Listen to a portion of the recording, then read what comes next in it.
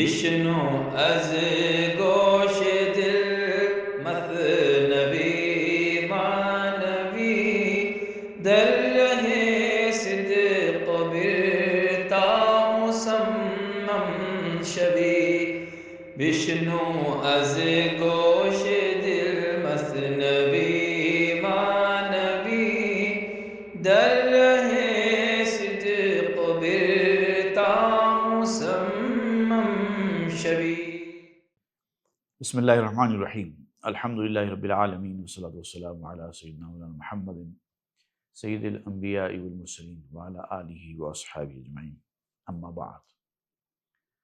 گزشتہ ہم پڑھ رہے تھے چاند اور ابر کی مثال دیتے ہوئے جو چاند کی روشنی زمین پر پہنچتی ہے تو ابر اس روشنی کو چاند سے زمین تک پہنچنے کے درمیان رکاوٹ پیدا کرتا ہے.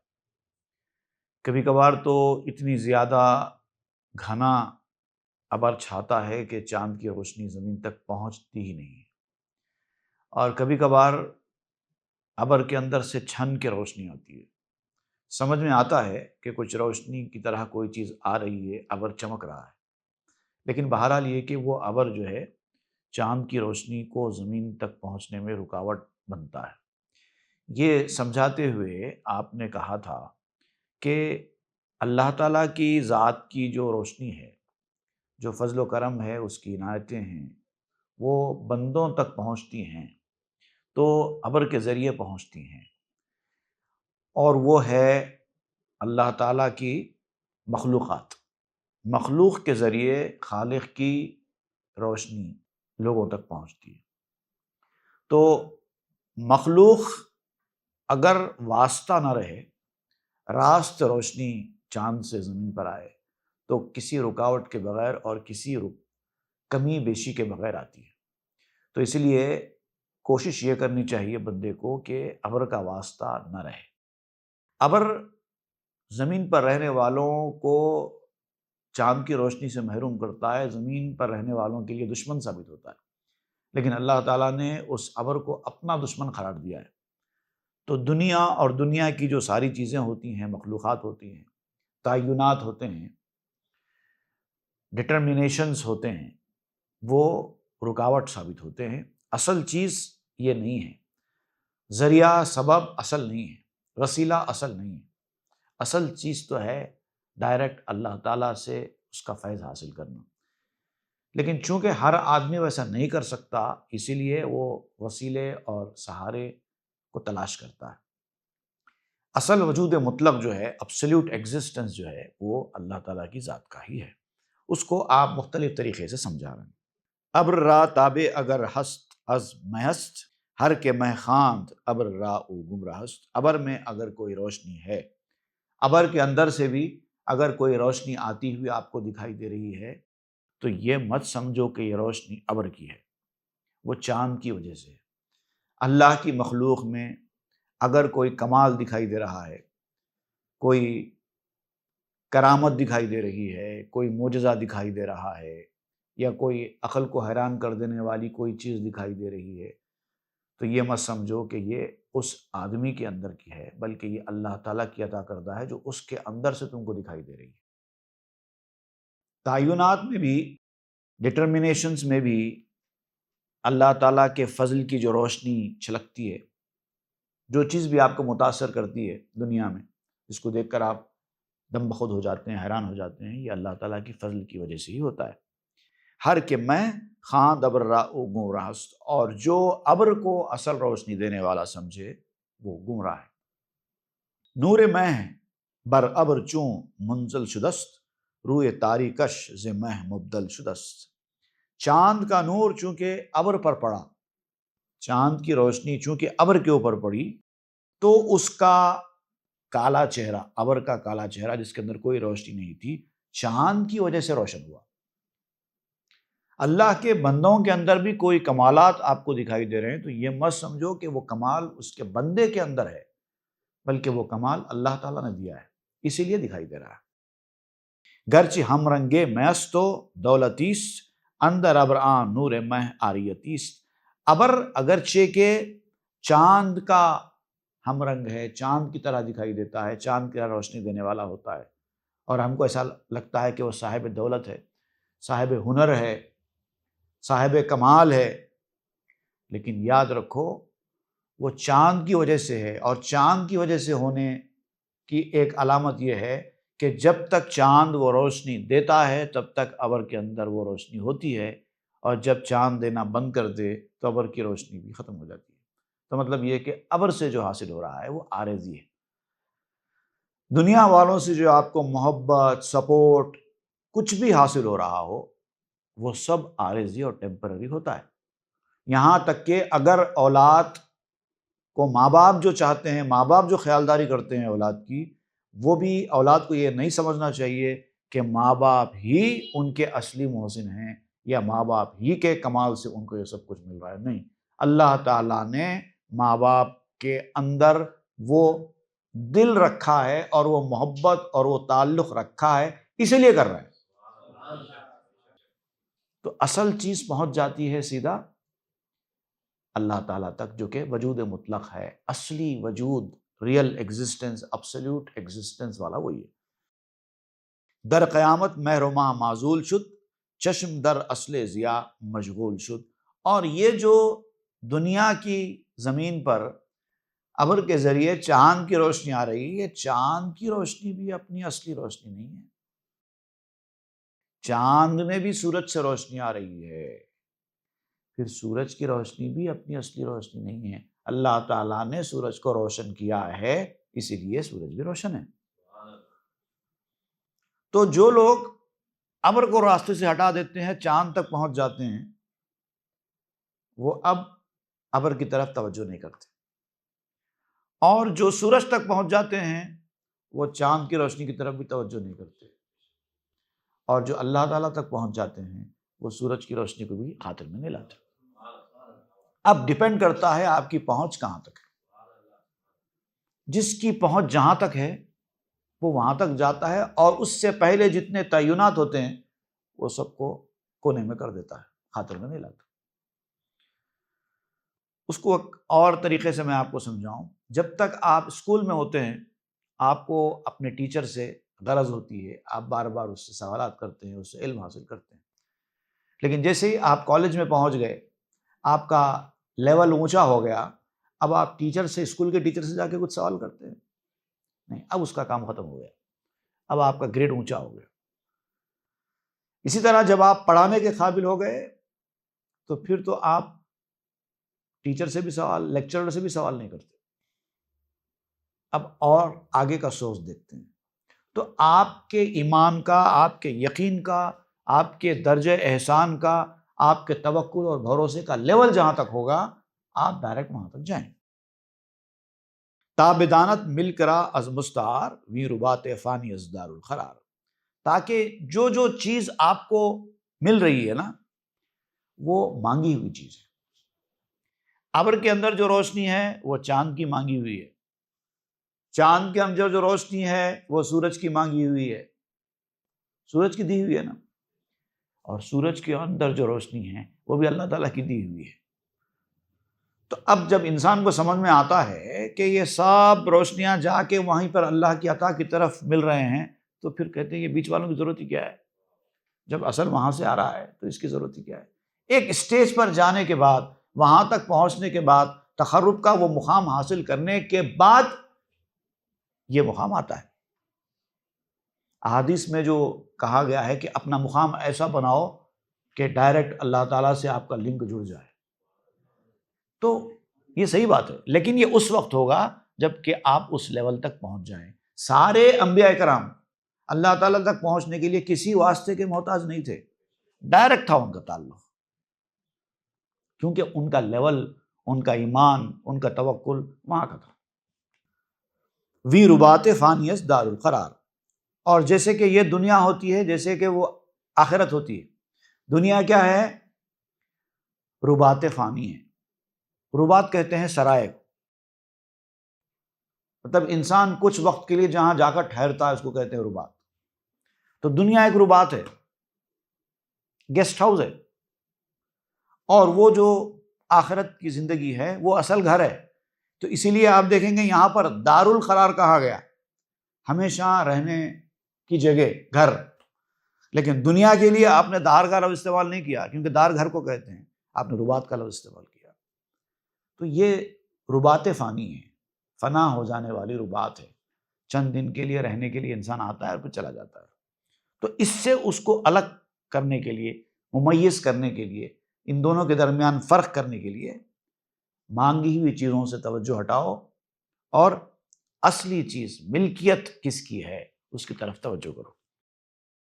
دایا آریت بوت روزے سے چار، مادرا مارا تو گیر اندر کنار۔ اب آپ کہتے ہیں کہ اے میری دایا، دودھ پلانے والی دایا کو بچہ کہتا ہے کہ اے میری دایا، تو 3-4 دن کے لیے میری ماں ہے، جب تک دودھ پلائے گی تب تک تو میری ماں ہے، اس کے بعد پھر تو مجھے چھوڑ کر چلی جائے گی۔ میں ایسے ٹیمپرری ماؤں کو وہ اہمیت نہیں دیتا جو میں اصل ماں کو دیتا ہوں۔ اے میری اصل ماں، تو ہمیں اپنے گود میں لے لے، ہم کب تک دایا کی گود میں پرورش پائیں۔ دنیا میں جو کچھ بھی مل رہا ہے آپ کو، وہ اسی تعینات کے ذریعے مل رہا ہے نا۔ تو مولانا روم کہتے ہیں کہ یہ سب عارضی چیزوں سے نظر ہٹاؤ اور اس ایبسولوٹ ایگزسٹنس کی طرف توجہ کرو، وہ اصلی ماں۔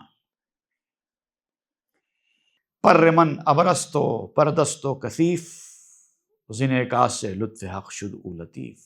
اب یہاں پر مور نے کہا یہ ساری باتیں بیان کرتے ہوئے کہ میرے پر بھی جو ہے ابر کی طرح ہے، اور میں ابر سے اپنا تعلق جوڑنا نہیں چاہتا۔ ابر جو ہے ایک پردہ بنا ہوا ہے میرے اور چاند کے درمیان، پروں کی شکل میں۔ یہ جو ابر ہے یہ کثافت والا ہے، کرسٹل کلیئر نہیں ہے۔ کتنا ہی ابر سے چاند کی روشنی چھن کر زمین پر آ رہی ہو، لیکن تب بھی جیسی چاند روشنی دے رہا ہے ویسی تو نہیں پہنچے گی، رکاوٹ تو برابر آئے گی۔ اور اگر بہت زیادہ گدلا ہوگا، کثیف ہوگا ابر، تو پھر تو روشنی آئے گی ہی نہیں، رک جائے گی۔ جو کچھ بھی ہو، لیکن یہ میرے لیے پردہ ہے۔ اللہ تعالیٰ نے بعض وقت اس کو قدرے تھوڑا سا لطیف کر دیا ہوتا ہے، اس لیے روشنی آتی ہے۔ لیکن جب یہ اللہ تعالیٰ اس کو لطیف نہیں کرے گا، کلیئر نہیں کرے گا، تو پھر ابر میں سے روشنی بھی نہیں آئے گی۔ تو اسی لیے میں پر سے جان چھڑانا چاہتا ہوں، تاکہ یہ ابر رہے نہیں، ڈائریکٹ چاند سے روشنی مجھے ملتی رہے۔ اب یہ پر کو یہ ابر کیوں کہہ رہا ہے، ابر سے تشبیہ کیوں دے رہا ہے پر کو؟ برکنم پرا و لطف شرا زراح، تابا بینم حسن مہرا حمز ماہ۔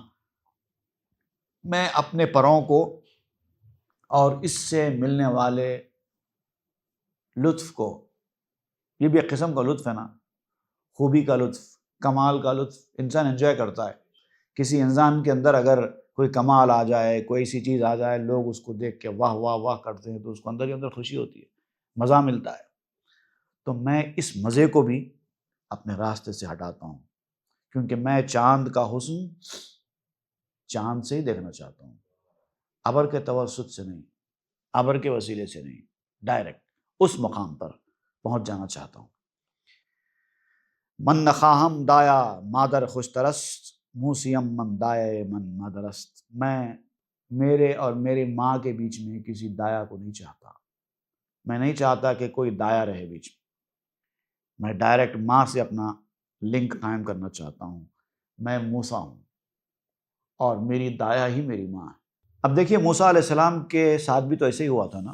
موسیٰ علیہ السلام جب فرعون کے محل میں آئے چھوٹے، جب آسیہ جو کہ فرعون کی بیوی تھی، انہوں نے دیکھا کہ ایک بہت اچھا بچہ آیا ہے، اب اس کو پالنا پوسنا ہے تو اس کے لیے دایا کا انتظام کرنا چاہیے، دودھ پلانے کے لیے دایاؤں کو مقرر کیا گیا۔ لیکن موسیٰ علیہ السلام کسی دایا کا دودھ نہیں پیتے تھے، ایک کے بعد ایک کئی دایاؤں کو لایا گیا، لیکن موسیٰ علیہ السلام منہ پھیر لیتے تھے۔ لیکن جب موسیٰ علیہ السلام کی اصلی ماں دایا بن کر آئی تو موسیٰ علیہ السلام نے دودھ پینا شروع کر دیا۔ اس کی مثال دیتے ہوئے آپ سمجھاتے ہیں کہ میں بھی موسیٰ ہوں اور میں بھی اپنی ماں ہی کو چاہتا ہوں بطور دایا. میری ماں آئے گی تو ہی میں دودھ پیوں گا، مجھے کسی اور دایا کی ضرورت نہیں ہے. من نخواہم لطف میں از واسطہ کہ ہلاک خلق شد این رابطہ. اور میں چاند کا لطف، چاند کا مزہ، چاند سے فیض کا اکتساب کسی اور کے ذریعے سے لینا نہیں چاہتا.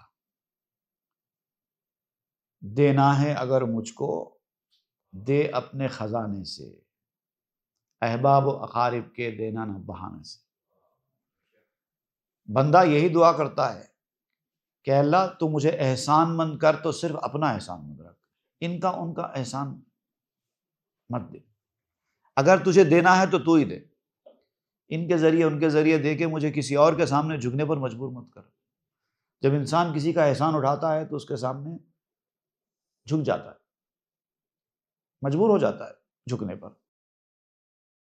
اور یہ واسطہ بعض وقت ہلاکت کا موجب بھی بن جاتا ہے. یا مگر ابرے بگیرت خوئے ماہ تا نہ گردد او حجاب روئے ماہ. یا پھر ابر اگر چاند کی خصلت حاصل کر لے، اگر مکمل طور پر ابر وہ صلاحیت اپنے اندر پیدا کر لے جو چاند کی ہے، تاکہ وہ چاند کے اور میرے درمیان اگر پردہ نہ بنے، تو اس کے لیے ضروری ہے صورتش بنمایدو در وصف لا ہم تو جس میں انبیاء و اولیاء. تو پھر اس کے لیے ضروری ہے کہ وہ وصف لا کو کی صفت اپنے اندر پیدا کرے، مطلب اپنا وجود ختم کر دے. اگر ابر اپنا وجود ہی ختم کر دے، آسمان پہ دور دور تک کوئی ابر ہی دکھائی نہ دے، تو پھر اب اس کا احسان بھی لینا ہم کو گوارا ہو سکتا ہے، کیونکہ اب وہاں پر ذات باری تعالیٰ ہی رہ گئی، راست بندوں کا وجود ختم ہو گیا. تو جب تک بندہ اپنے وجود کو ختم نہ کرے، تب تک اس کے ذریعے سے کوئی بھی چیز لینا انسان کے لیے ہلاکت کا موجب بن جاتا ہے. جب وہ اپنی ذات کو فنا کر دے، اللہ کی ذات میں فنا ہو جائے، تو اس کے بعد چونکہ وہ لا کے مرحلے سے گزر گیا، تو اس کے بعد پھر اس سے اکتساب کرنا تو اللہ تعالیٰ کے نور سے اکتساب کرنے کی طرح ہو جاتا ہے. جیسے کہ ہم جو جس میں انبیاء و اولیاء، جیسے انبیاء اور اولیاء کا معاملہ ہوتا ہے. انبیاء اور اولیاء بھی تعینات میں ہی آتے ہیں، لیکن چونکہ وہ فنائیت کا درجہ حاصل کر چکے ہوتے ہیں، اسی لیے ان کے ذریعے سے یا ان کے وسیلے سے اللہ تعالیٰ کے ساتھ راست کام بنانے کے ہی برابر ہے. دنیاوی چیزیں جو اللہ کی ذات میں فنا نہیں ہوئی ہیں، وہ ابر کی طرح ہے. آنچنا ابر نباشت پردبند پردہ در باشد بمانا سود مند. ایسا ابر اگر ہوگا جو فنا ہو چکا ہے، تو پھر وہ حجاب نہیں بنے گا، رکاوٹ نہیں بنے گا. پردہ در باشد بمانا سود مند. اور حقیقت تو یہ ہوتی ہے کہ اللہ کی ذات میں فنا ہونے والے بندے جو ہوتے ہیں، وہ غیر اللہ کی صف میں نہیں آتے، اہل اللہ کی صف میں آتے ہیں، اور پردے کو چاک کرنے والے بن جاتے ہیں، دنیا سے آپ کو بے رغبت کرنے والے بن جاتے ہیں، اس کا ذریعہ بن جاتے ہیں. اللہ والے آپ کو اللہ سے دور کرنے کا ذریعہ نہیں بنتے، بلکہ جو چیزیں آپ کو اللہ سے دور کر رہی ہیں ان کو آپ سے دور کرنے کا ذریعہ بن جاتے ہیں، اسی لیے آپ کے لیے مفید ہوتے ہیں. آنچنا کندر سواہ روشنی خطرہ می بارید بالا ابرنی. جس طرح صبح کی روشنی میں بارش ہو اور اوپر کوئی ابر نہ ہو، تو جو حالت ہوتی ہے وہی حال ہوتا ہے کہ جب آپ شیخ کامل کو اپنا ذریعہ بناتے ہیں. حدیث شریف میں بھی ایک ایسا واقعہ مذکور ہے، اسی طرف آپ اشارہ دیتے ہوئے بات سمجھا رہے ہیں کہ ایک مرتبہ بارش کی شدید ضرورت تھی. حضور صلی اللہ علیہ وسلم سے عرض کیا گیا، رسول اللہ بارش کے لیے دعا فرمائے. تو حضور نے بارش کے لیے دعا فرمائی اور دھواں دھار بارش ہونے لگی. لوگوں نے جب آسمان پر دیکھا تو پتا چلا کہ ابر نام کو نہیں ہے آسمان. تو یہاں پر آپ اس کی طرف اشارہ کرتے ہوئے کہتے ہیں کہ یہ بھی حدیث میں یہ جو واقعہ معجزہ کا پیش آیا، یہی بتانے کے لیے تھا کہ ابر تو تھا، لیکن ایسا ابر تھا جس نے فنائیت حاصل کر لی تھی، اسی لیے بارش ہو رہی تھی اور آسمان سے روشنی بھی چھن رہی تھی. معجزے پیغمبری بود آسقا گشت ابر از مہ ہم رنگ سما. یہ جو ابر نہ ہونے کے باوجود آسمان سے بارش جو ہو رہی تھی، یہ اصل میں پیغمبر کا معجزہ تھی، اور یہ فنا کی وجہ سے ہوا تھا کہ ابر بھی آسمان کی طرح ہو گیا تھا ابر، لیکن آپ کو آسمانی دکھائی دے رہا تھا، کیونکہ ابر آسمان کے رنگ میں فنا ہو چکا تھا۔ گشت ریزاں قطرہ قطرہ السما، گفت آمد شرح آں در ماجرا، آسمان سے بارش کی بوندیں ٹپک رہی تھیں، بارش ہو رہی تھی۔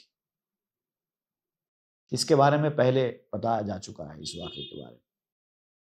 بود ابرو رفت از وے ہوئے ابر، این چنی گردت تنے عاشق بے صبر۔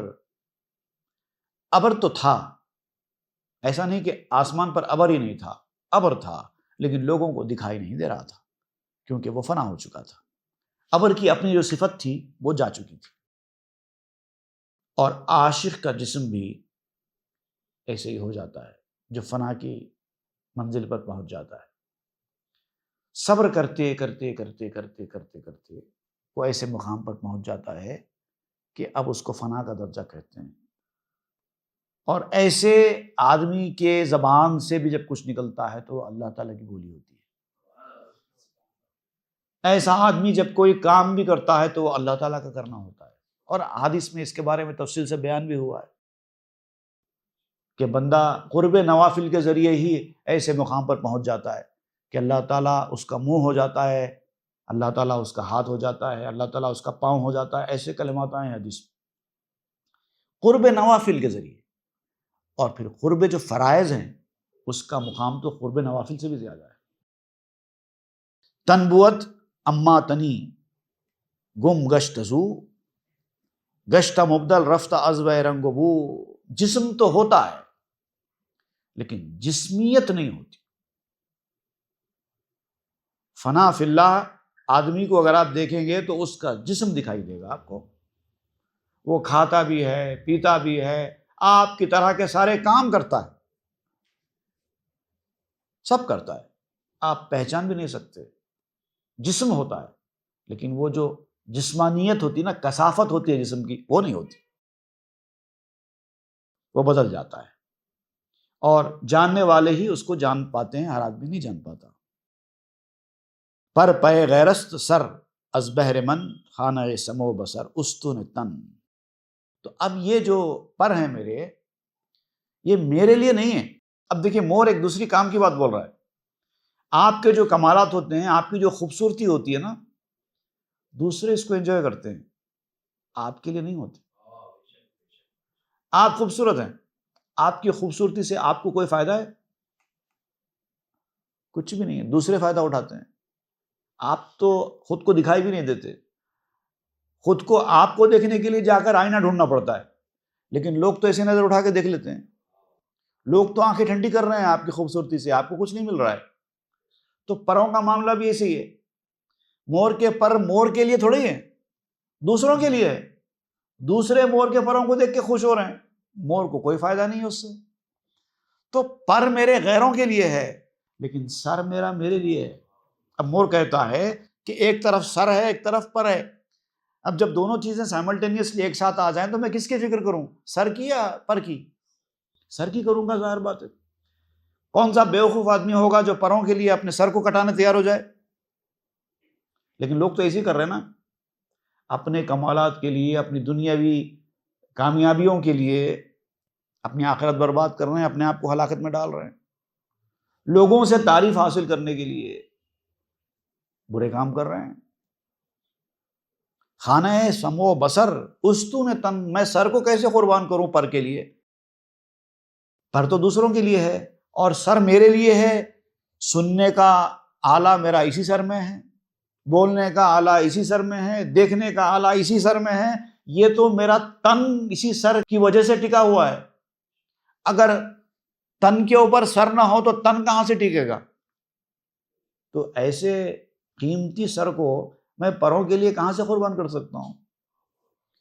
جاں فدا کردن برائے سید غیر، کفر مطلق نہ و نو امیدی ز خیر۔ دوسرے کی خوشی کے لیے، دوسرے کے فائدے کے لیے، دوسرے کے شکار کے لیے اپنی جان قربان کرنا، یہ طریقت کے میدان میں، روحانیت کے میدان میں کفر ہے۔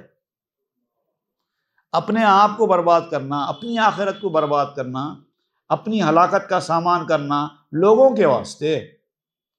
دیکھیے دنیا میں آپ دیکھتے ہوں کہ بہت سارے ایسے لوگ ہوتے ہیں جو اپنے بیوی بچوں کے لیے حرام کی کمائی کماتے ہیں،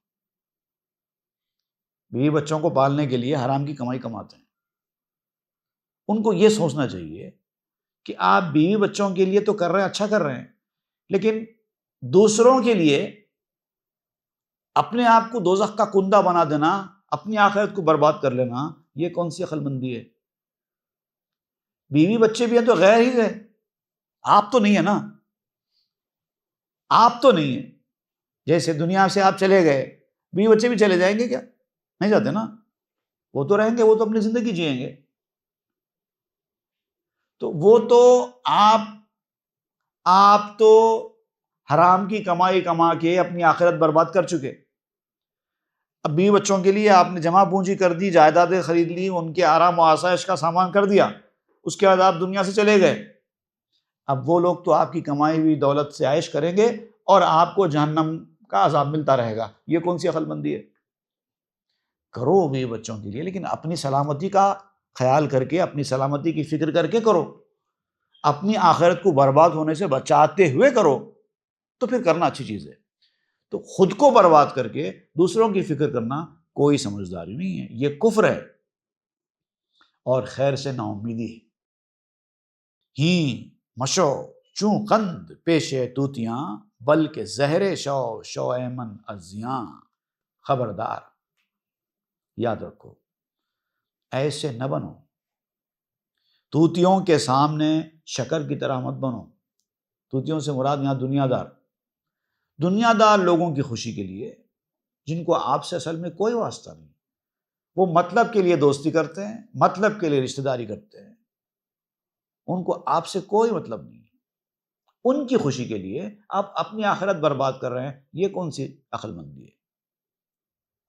دنیا والوں کا تو حال یہ ہے کہ 4 دن تک دوستی کرتے ہیں، اس کے بعد پھر مطلب پورا ہوگا تو آپ کو پہچانتے تک نہیں۔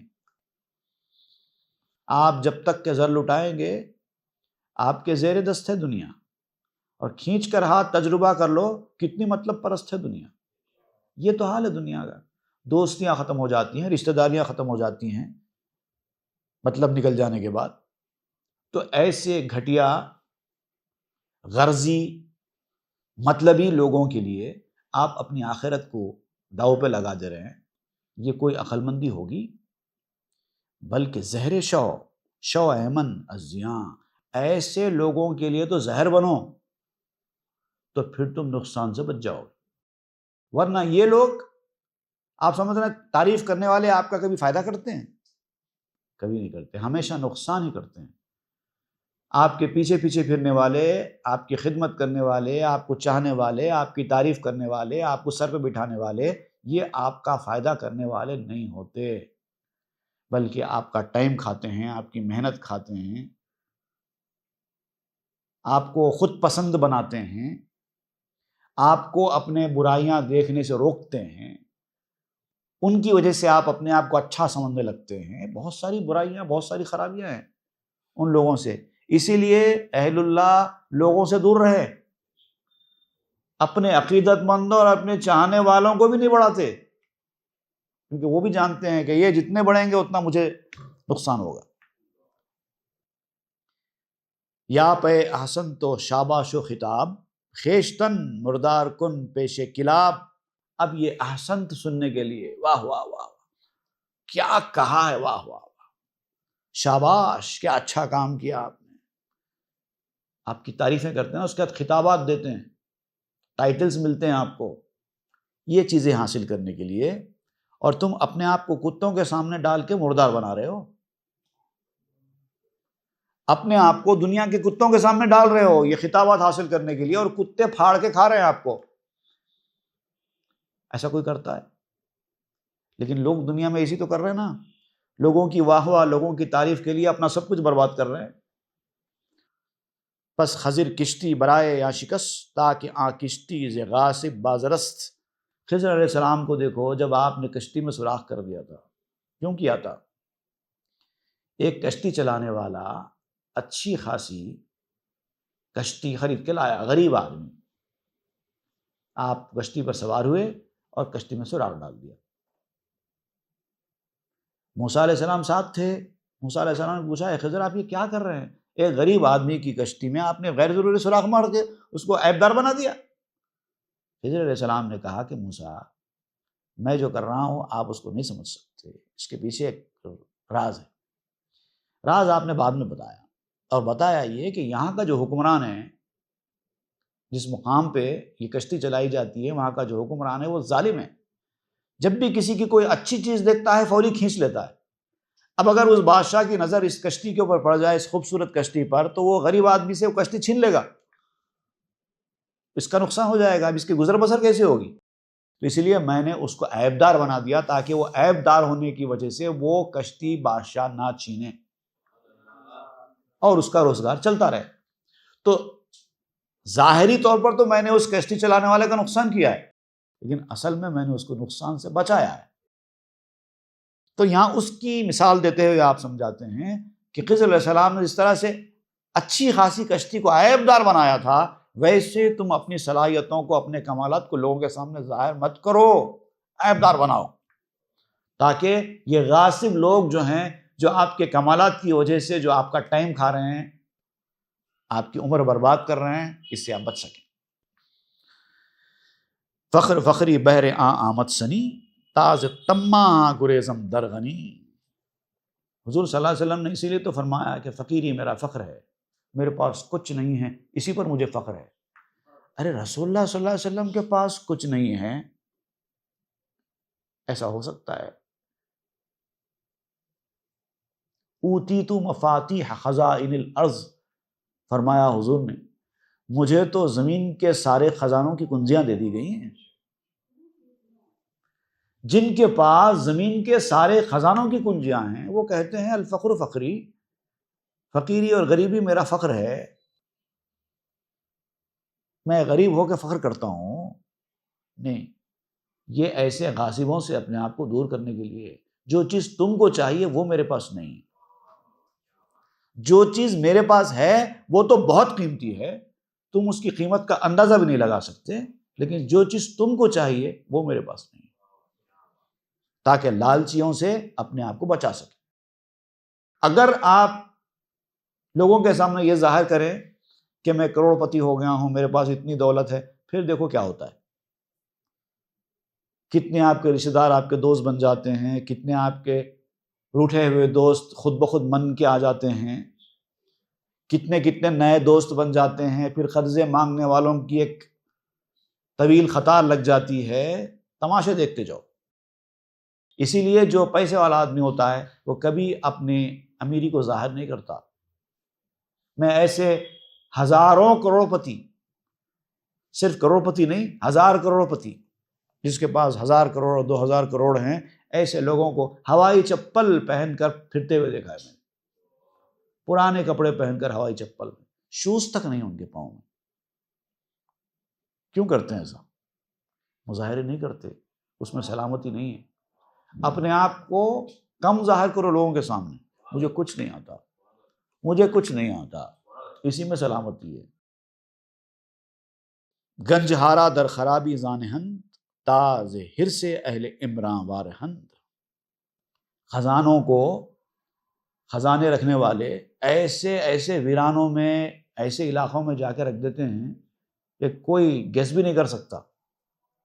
ایک صاحب کے گھر میں چوری ہونے کا امکان تھا، ان کو ڈاؤٹ تھا، ان کے پاس کافی زیورات وغیرہ تھے اور وہ کہیں اور رکھا کے جا نہیں سکتے تھے، گھر میں رکھ کے جانا تھا ان کو، اور ان کو ڈاؤٹ تھا کہ ان کے گھر میں چوری ضرور ہوگی ان کے جانے کے بعد، اور ان کے گھر میں چوری ہوئی بھی، اور بہت سارا زیور تھا اور پورا زیور محفوظ رہا، جبکہ چور نے الماریاں توڑ دی، تجوریاں توڑ دی۔ چور نے اس پلاننگ کے ساتھ آیا تھا چور کہ ان کے گھر کی الماریاں، تجوریاں، ہر چیز چور نے توڑ دی،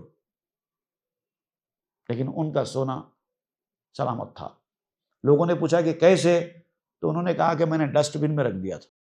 اب چور تو پورا گھر ڈھونڈتا رہا، ڈسٹ بن کیوں دیکھے گا وہ؟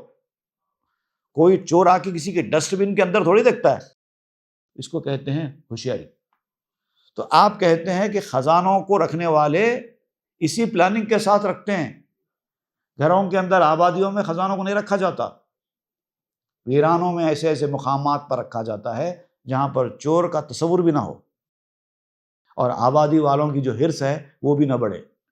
اگر آپ کے پڑوسی کو معلوم ہو جائے کہ آپ کے پاس اتنے کلو سونا ہے تو پھر دیکھو کیا ہوگا، فوری ضرورت مندوں کی ایک قطار آ جائے گی، ایک تانتا بن جائے گا آپ کے گھر پر نتانی کندرو خلوت گزین تانا گردی جملہ خرج آنو این۔ اگر تم پڑھ اکھاڑ سکتے ہو اپنی کمالات کو، اپنے ہنر کو لوگوں کے سامنے ظاہر کرنے کے، یہ جو تمہارے شوق ہے نا، اس کو اگر تم ختم نہیں کر سکتے، یا تمہاری اپنی صلاحیتوں کو ہی تم ختم نہیں کر سکتے، ختم کرنا چاہیے وہ بھی نہیں کر سکتے، تم اپنے ہنروں کو، اپنے کمال کو دبا کے نہیں رکھ سکتے، تو کم از کم اتنا تو کرو کہ خلوت گزین ہو جاؤ، لوگوں سے دور ہو جاؤ۔ رکھو اپنے کمالات اپنے پاس، اپنا ہنر اپنے پاس، لیکن مظاہرے مت کرو، لوگوں کے سامنے مت جاؤ۔ لوگ کہتے ہیں کہ آپ تو اتنے باکمال ہے، آپ کو تو عوام میں ہونا چاہیے، آپ کو پبلک فیلڈ میں ہونا چاہیے تاکہ لوگ آپ سے استفادہ کریں، ایسا کہتے لوگ۔ نہیں، ضرورت نہیں ہے۔ میں لوگوں کے لیے اپنے آپ کی بربادی کرنا نہیں چاہتا، میں جہاں ہوں وہیں اچھا ہوں، اس لیے وہ لوگ خلوت گزین ہو جاتے ہیں تاکہ وہ لوگ ان کی صلاحیتوں کا بیجا استعمال نہ کریں اور ان کی ہلاکت و بربادی نہ ہو جائے۔ زاں کہ تو ہم لقمۂ ہم لقمہ خار، آکل و معقولی اے جہاں ہوشدار۔ یاد رکھ اے ہوش رکھنے والے انسان، تو کھانے والا بھی ہے، تو کھایا جانے والا بھی ہے۔ اگر تو ایک طرف کھائے گا دوسری طرف کھایا جائے گا۔ اس سے پہلے بھی اس کی تفصیل بیان کی جا چکی ہے۔ انسان کھانے والا بھی ہے، کھایا جانے والا بھی ہے۔ انسان لوگوں کو پھنسانے والا بھی ہے اور خود پھنس جانے والا بھی ہے۔ انسان زمین سے نکلی ہوئی چیزیں کھاتا ہے، پھلوں کی صورت میں، سبزیوں کی صورت میں، پتوں کی صورت میں، پھولوں کی صورت میں، زمین سے نکلی ہوئی چیزیں کھاتا ہے، اور پھر انسان خود زمین میں چلا جاتا ہے۔ تو جب وہ کھاتا تھا تو کھانے والا تھا، اور جب اس کو زمین نے کھا لیا تو وہ کھایا جانے والا بن گیا۔ تو ہر انسان کھانے والا بھی ہے، کھایا جانے والا بھی ہے۔ تو لقمہ بھی ہے اور لقمہ کھانے والا بھی ہے۔ اگر تم اپنے کمالات لوگوں پر ظاہر کر کے لوگوں کو اپنی جانب راغب کریں گے تو لوگ تمہاری عمر برباد کریں گے، اور صرف عمر کی بربادی نہیں ہوگی بلکہ اس کے بہت سارے نقصانات ہوں گے۔ اور سب سے بڑا نقصان یہ ہوگا کہ لوگ آپ کی چاپلوسی کریں گے، آپ کو بہت بڑا بولیں گے، آپ تو فلاں مقام پہ ہیں، آپ تو ایسے ہیں، آپ تو ویسے ہیں، آپ تو قطب ہے، آپ تو فلاں ہیں، آپ تو یہ ہے، اور پھر آپ ہے کہ اپنے آپ میں مرس کر خوش ہو کر اپنے آپ کو کچھ سمجھیں گے اور برباد ہو جائیں۔ لوگوں کو شکار کرنے کی کوشش کرنے والے لوگوں کا شکار ہو جاتے ہیں۔ اصل بیان یہ کرنا چاہتے ہیں کہ تم جس کو شکار کرنا چاہتے تھے تم خود اس کے شکار ہو جاتے ہو۔ اب اس کو آپ اور سمجھائیں گے کہ ایک پرندہ ایسا ہوتا ہے کہ جو ٹڈی کا شکار کرنے کا ارادہ کرتا ہے، ٹڈی کے شکار میں مشغول ہوتا ہے، اور بھوکے باز سے غافل ہوتا ہے، اور باز اس کو اپنانے والا بنا لیتے ہیں۔ اس کے ذریعے جو اور بات آپ سمجھانا چاہتے ہیں وہ ہم آئندہ کے درس میں پڑھیں۔ صلی اللہ تعالیٰ علیہ خیر خلق محمد و علیہ وسلم والحمد للہ۔ تاب کے در لگے تیرگی میں روی،